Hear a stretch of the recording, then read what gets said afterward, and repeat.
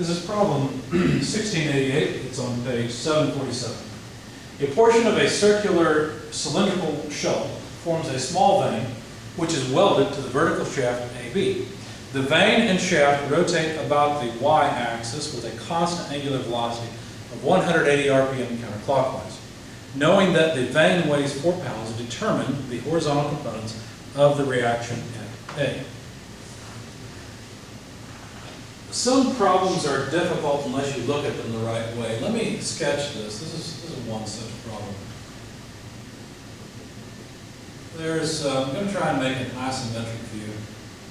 So there's the rod, and here is the flag. It's just a quarter of a circle, and it's not, there's no mass back here. That's it, that's the flag. But for geometric purposes, I'm going to draw the center of this, the center of the top radius, I guess, here. And note that it's a 90-degree angle. This is all those, these are just things that we get. The mass of the flag is 4 pounds mass. The rod is assumed to be massless. And my drawing's not very good here. There's supposed to be a 3-inch dimension between all these lines. You can see I'm way out of scale, but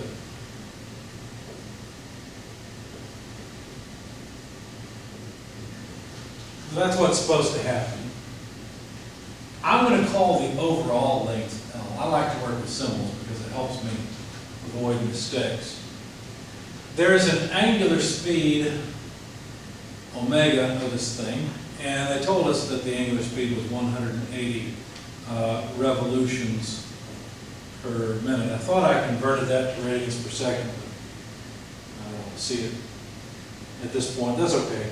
Maybe I converted it later.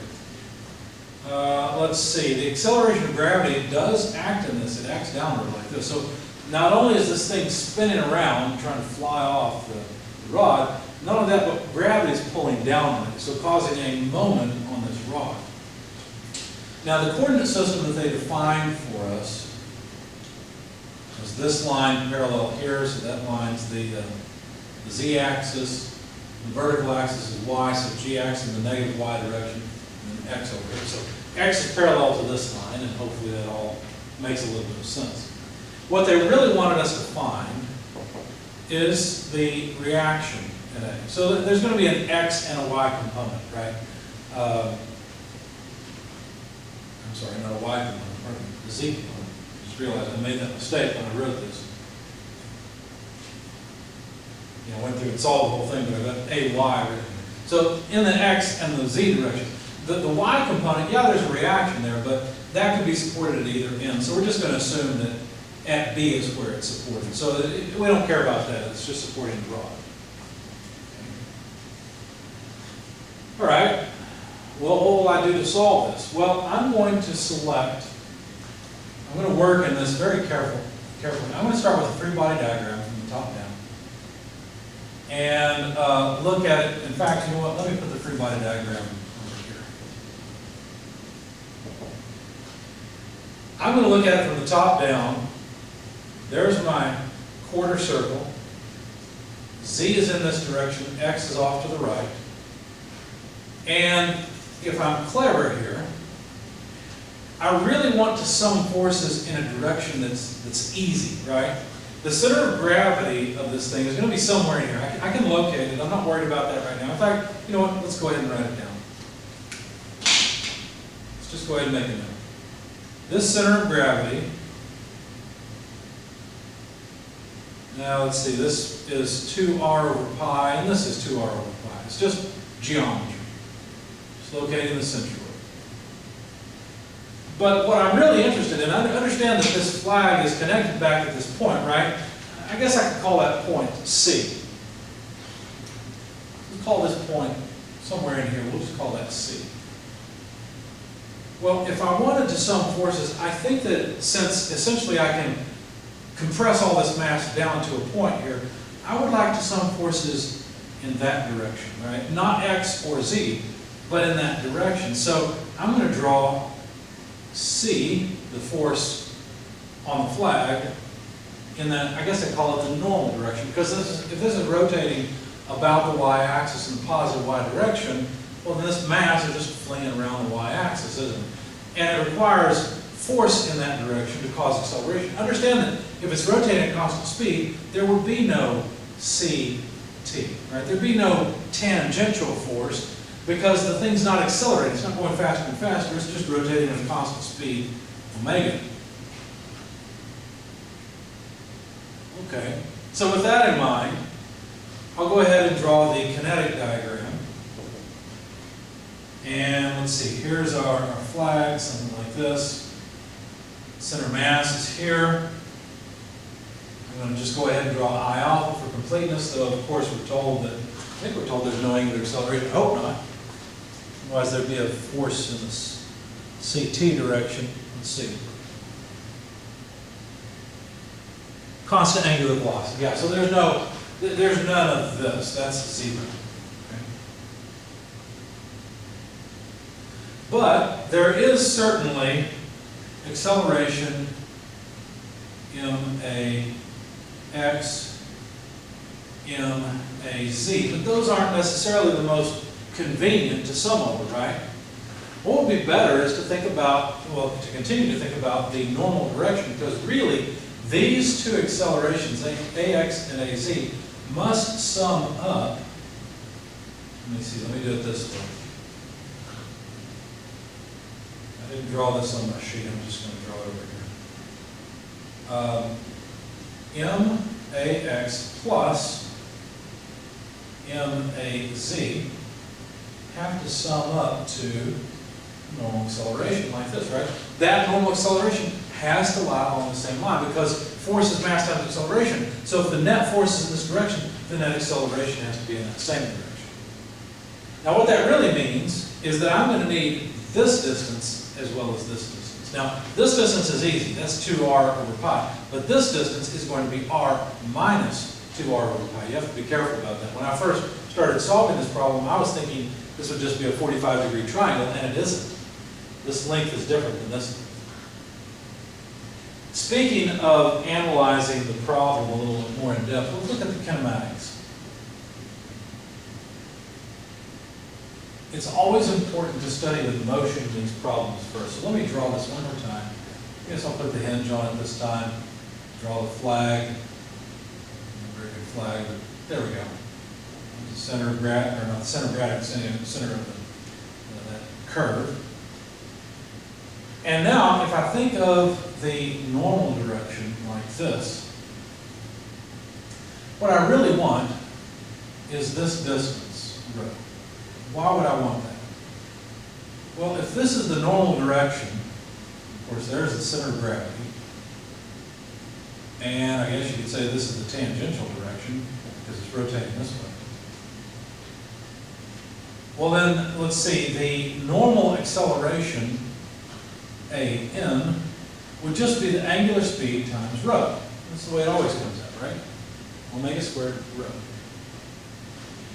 But to figure out the direction of a(n), I need to draw another triangle. I need to draw a triangle that has the direction of rho in it, because now I'm dealing with geometry. And of course, the x and y are these x's and y's, right? This distance, this is rho right here, this vertical distance is just 2r over pi. But this horizontal distance is r minus 2r over pi. So now to get the distance rho, I'll just use Pythagorean's theorem and write 2r over pi squared plus r minus 2r over, sorry, I'm running out of space here. I don't want this to be off the screen. Let me try to write a little smaller. So 2r over pi entire quantity squared plus quantity of r minus 2r over pi quantity squared. Now notice that we're going to end up with an r squared here, and you might feel tempted to complete the square. There's an easier way. Think about taking this r out, right? R times r can come out of this. When it does, it's r times 1 minus 2 over pi. So in that case, it's going to be r squared, and this would have an r squared. If you don't understand that, think about it for a little bit. The point is we can pull an r out and be left with 2 over pi quantity squared plus 1 minus 2 over pi quantity squared. Okay? Now, I don't know that the simplification is all that useful. R, the radius of this thing was given. I didn't write it down. It's 8 inches. I forgot to write that down. So, of course, both of these would be 8 inches. I don't really need that one, I guess. But that's R. That's the radius of this thing. So 8 inches goes in here, and these are all just buttons on your calculator, right? So rho ends up being about 5.864 inches. Okay, there it is. Why would I care about that? I care about that because I want the normal acceleration. The normal acceleration, let's see, let me move it down just a bit farther. The normal acceleration would be equal to the 180 revolutions per minute multiplied by 2 pi radians per revolution, and then multiplied by 1 minute per 60 seconds. That way the minutes go away, the radians go away for free. Well, no, we actually leave radians in, I guess. This is an angular speed. So that's omega squared times rho, 5.864 inches. So when you plug all this into your calculator, you find that the angular, not the angular, the normal acceleration is 2,083.59 inches per second squared. We're talking, yes, radians did go away, because I wanted a linear acceleration. So that's the linear acceleration of that center of mass. Now that we've got the acceleration of the center of mass, the whole point of this was to get that number. So let's just make a note for ourselves that this is about 2,083.59 inches per second squared. Now that we've got that, let's try summing forces and see what we can figure out about this thing. As I said, the most logical direction to sum forces in is the normal direction. So summing forces in the normal direction, I'll have Cn equals M AN. Very simple equation. If you do this in XY coordinates, it becomes a mess. It's a big pain. It's much easier to realize that the normal direction is the best way to go. And so the mass is easy. That's 4 pounds mass.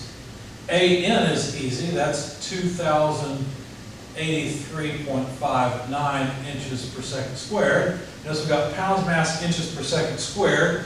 Let's divide that by 32.2 pounds mass foot per second squared per pound force. And to take care of the feet inches problem that we've got now, there are 12 inches per foot. So feet go away, inches go away, seconds go away, pounds mass go away, and we're left with pounds force. So the amount of force Cn comes out to about 21.5691 pounds force.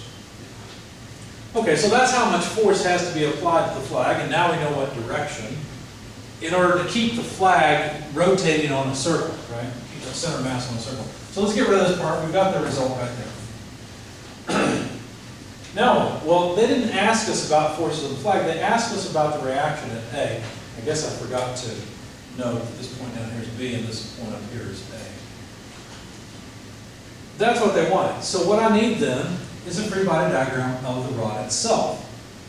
Now the rod, what I'm going to do is I'm going to take a plane that is a normal plane, okay? So why am I dealing with this X and Z if I'm not going to use it? Well, because they gave me that coordinate system, so I have to respect it, but I'm going to do my work in this normal plane and then project onto the X and Z planes. Okay, so let me sum forces in the normal, or at least draw a free body diagram in the normal plane again. So I have a normal force AN, similarly a normal force BN. The center of gravity is out at a distance rho. Remember, I've already computed rho, that's 5 point some odd inches. We've got it on the sheet. But here we've got the weight of the flag acting downward. So what I'm doing really is taking the rod and the flag as my free body diagram. Now I've concentrated the mass of the flag down to this point, and I've concentrated it on the normal plane to make this as easy as possible. Now, kinetically, this is equal to a kinetic diagram as well. Let's just simply, well, let's see, the rod has no mass. There is mass concentrated out here, so we've got whatever mass that is times the normal acceleration.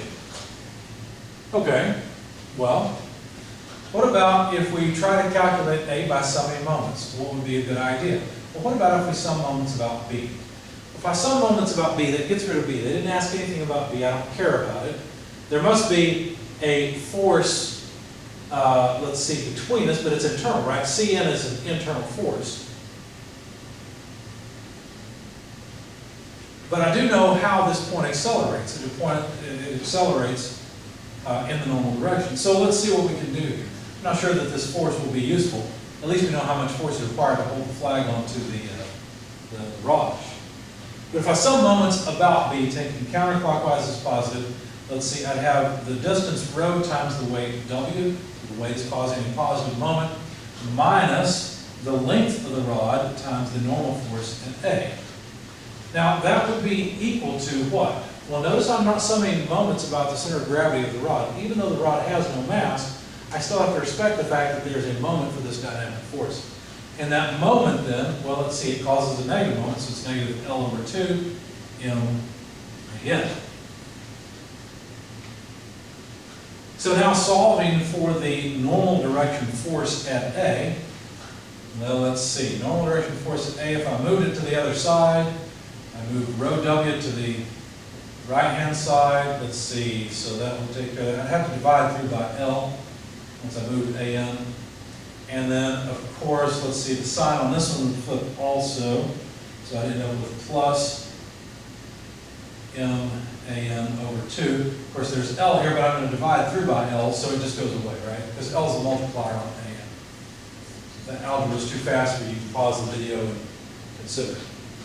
Okay, so now let's plug in numbers. Well, we know rho, that was our 5.864 inches from before. The weight is just 4 pounds for us. You say, yeah, but isn't it 4 pounds mass? Don't you have to multiply that by g, the acceleration of gravity? Yes, you do, but then you have to divide by g sub c to change the units from pounds mass feet per second squared to pounds force. And so numerically, the weight of this will be 4 pounds force, as long as we're on Earth, which I'm assuming that's where we are. We don't often go to the moon. So divided by L, L is the length of the rod, it's 9 inches. The mass is 4 pounds mass. We need the normal acceleration, and the normal acceleration is 2,083.59. I probably should have converted this to feet per second squared. It would have made my life easier at this point, but I didn't. Oh, wait a second. Wait a second. Let's be smart here. MAN is what I need. I've already got a number for that, don't I? I know MAN is 21.5691 pounds force. Divide that by 2. That did come in handy after all. So you notice that the inches go away in the first term. We've got pounds force for both terms. And so we end up with a normal force of about 13.3908 pounds force. Now that's not everything. They asked us for the x and z components of that force. So now we know the magnitude of the force. That's really what we needed. And now we can decompose that force into its components. So if we have x in this direction, z in this direction, but our force Cn off in that direction, well, that means we're going to have a positive x contributor and a negative z contributor. So AX would be AN times what? Well, I've got to go back to my geometry triangle, which had something like this. It was rho, we had r minus 2r over pi, and we had 2r over pi on this side. So really all I'm doing is I'm relating this force triangle, AX, AN, and AZ, to this geometry triangle. And so all I need to do, since they are similar triangles, is scale AN, which is like rho, by whichever side I want. Well, I want this side, the x side. So let's see, what would I need to do? Well, I need to take r minus r2 over pi, or 2r over pi, divided by rho. But I said that rho before was r root 2 over pi squared plus 1 minus 2 over pi squared. Now you notice that the r's cancel. The radius doesn't make any difference. Then when you plug all this in your calculator, multiply by 13.3908, you come out with AX equal to about 6.638 pounds force. So that's the force they wanted in the x direction. In the z direction, it's a similar computation, but now we're going to scale it by the vertical side of the triangle, right? Because that's what we want. And we have to realize that we'll end up with a negative number, because look, Cn has a negative z component. Now the numerator in this case is 2r by pi, from the side over here, divided by rho, r root 2 over pi quantity squared, plus 1 minus 2 over pi quantity squared. Go. R cancels again. And once we plug in AN as 13.3908, and all the other buttons on our calculator, we get negative 11.630 or so pounds force for the z component of the force at A.